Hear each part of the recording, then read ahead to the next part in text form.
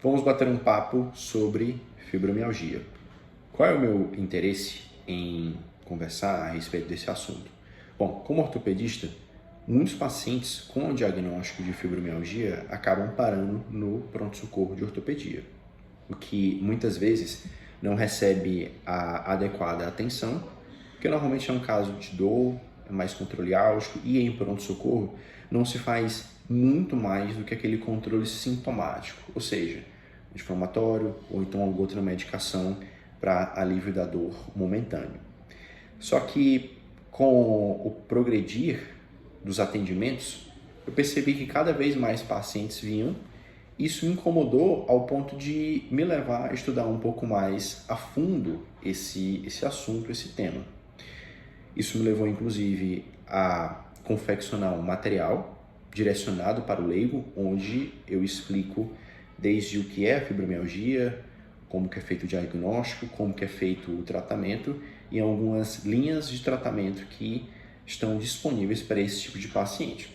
Então, a nossa prosa de hoje é exatamente a respeito desse material, tá certo?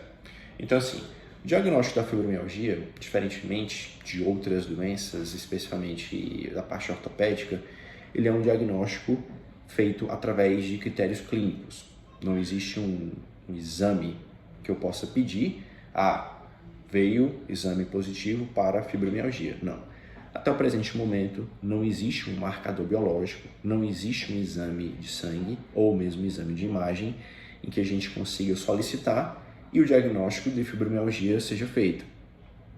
De forma que esse diagnóstico ele vai ser feito através de uma série de critérios em que foi validado pelas diversas sociedades, especialmente o Colégio Americano de Reumatologia, nas suas várias formulações, e está condicionado à presença de uma dor crônica associado a outros sintomas. A tríade da fibromialgia ela vai consistir em dor, fadiga e insônia. É claro que não somente esses sintomas, pode estar associado também distúrbios gastrointestinais, distúrbios pode estar associado a outras dores regionais, como por exemplo enxaqueca, certo? E está associado também a alguns distúrbios cognitivos, que é chamado de fibrofog. Então assim, o diagnóstico da fibromialgia ele é um diagnóstico clínico. Muitas vezes o paciente ele vem para o pronto-socorro dizendo, não, eu tenho fibromialgia, eu me consultei com um médico tal, ele falou que eu tenho fibromialgia. E eu sempre questiono, por quê? Porque eu tenho dor. Tá, além da dor, você tem insônia? Não, não tenho. Além da dor, você tem aquela sensação de fadiga durante o dia, como se você estivesse sempre cansado, os pensamentos estivessem um pouco mais atrasados, tivesse sempre uma névoa nos seus pensamentos? Não. Então a gente já leva a questionar se de fato esse paciente tem ou não tem fibromialgia, certo? Esses são alguns dos critérios que, além dos tender points e uma série de outros critérios que a gente pode utilizar para fechar o diagnóstico de fibromialgia, ou melhor, para chegar mais próximo desse diagnóstico de fibromialgia, tá certo? Então assim, uma vez esse diagnóstico tendo sido realizado, pode-se lançar mão de alguns exames, não no sentido de confirmar ou descartar a fibromialgia, mas sim para fazer um diagnóstico diferencial com outras doenças, especialmente doenças reumatológicas, como lúpus, artrite reumatoide e demais outras entidades reumatológicas também, certo? Então, parte do diagnóstico clínico, faz-se exames complementares para diagnosticar ou mesmo descartar outras hipóteses diagnósticas e aí é partido para o tratamento. O tratamento da fibromialgia ele vai consistir em uma série de medidas em que o paciente vai passar pelo tratamento farmacológico com as medicações para controle de dor, tanto dor crônica quanto dor aguda. É interessante também que esse paciente ele seja acompanhado por um nutricionista e por um psicólogo também, como profissionais que vão auxiliar no manejo desse paciente. O tratamento medicamentoso ele vai consistir essencialmente de controle da dor crônica, através do uso de medicamentos como pregabalina, gabapentina, apesar de não ser tão prescrito assim, existe espaço ainda para o uso dessas medicações, mas é preferível outras classes de medicamentos, como por exemplo antidepressivos, a amitriptilina, duloxetina também é uma medicação que responde muito bem para o controle da dor crônica. O objetivo dessas medicações não é tirar o paciente da dor. Pode ser que ele venha a ficar sem dor alguma. Agora, o objetivo do uso dessas medicações no contexto da fibromialgia é a diminuição da frequência e da intensidade das dores.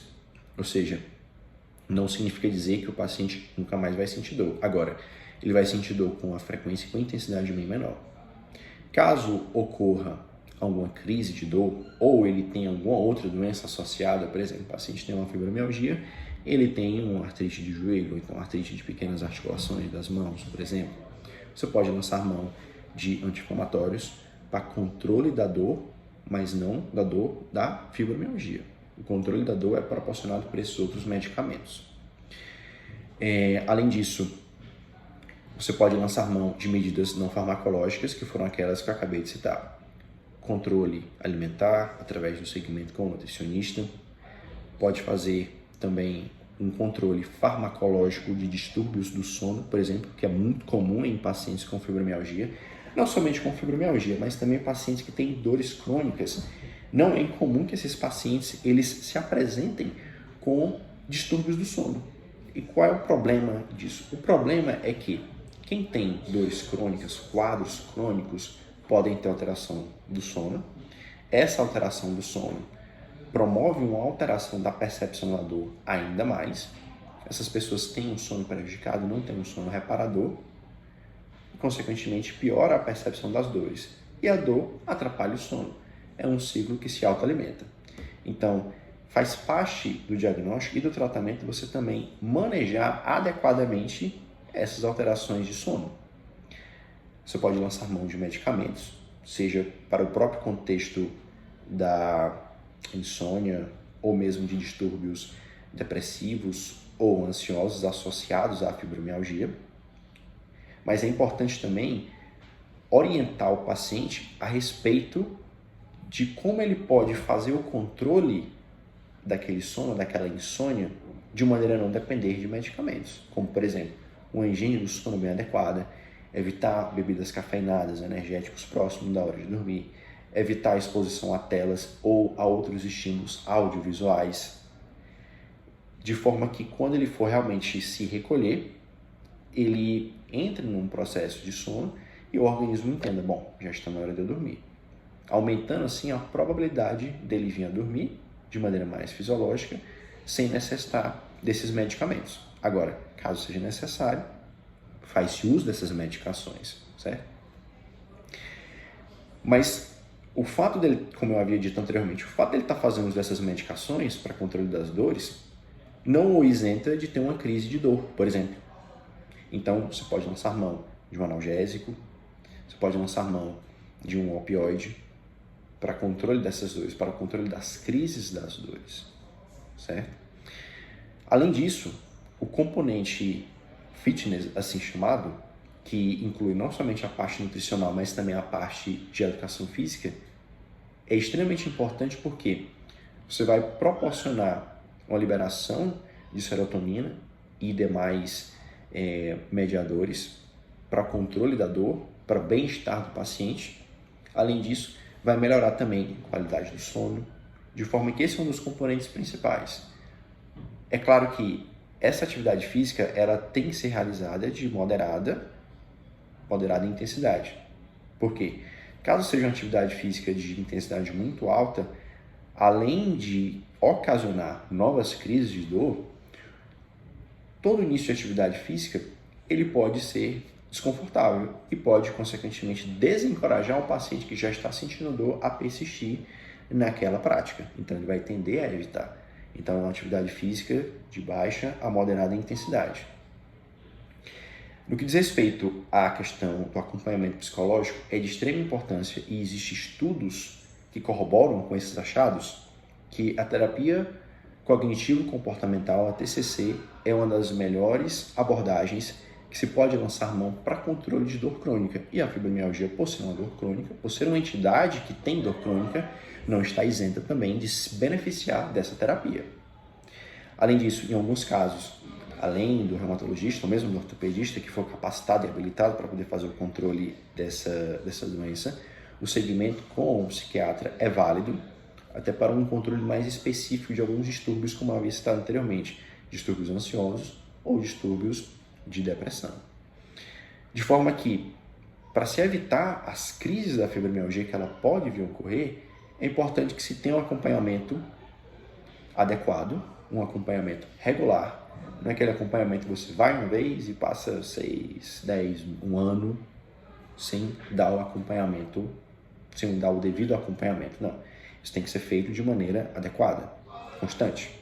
Visitas regulares, até para controle também das doses das medicações. Você há de concordar que ninguém quer continuar tomando medicação ad eterno. Inclusive, a depender da aderência da atividade física, da dieta, da terapia e até mesmo de outras medidas, pode chegar ao caso de diminuir as doses para níveis mínimos ou até mesmo fazer apenas controle sintomático das dores. Caso tenha uma nova recaída ou outra ocasião dessa natureza, pode-se voltar a utilizar as medicações. Então, assim, esse aqui é um vídeo introdutório, mais uma conversa, um bate-papo. Se você se sentiu interessado sobre esse assunto, entre em contato comigo. Eu posso fazer o repasse do PDF do material que eu fiz exatamente para ajudar pacientes com fibromialgia a entender o diagnóstico. Isso, inclusive, faz parte do tratamento. O que? Essa educação do que é a fibromialgia, do que consiste, quais são os sintomas, como que é feito o tratamento, por que se usa essas medicações e não outras medicações. Um dos questionamentos que é interessante é: o médico me passou um antidepressivo, mas eu não tenho depressão. Mas essas medicações, essas classes de medicações, elas vão atuar no controle central da dor, promovendo alívio, promovendo a remissão das crises, por assim dizer.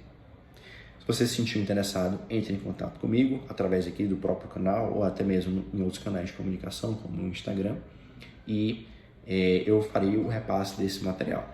Caso também você sinta o interesse em ser acompanhado por mim, você pode também entrar em contato através dos comentários ou até mesmo do Instagram.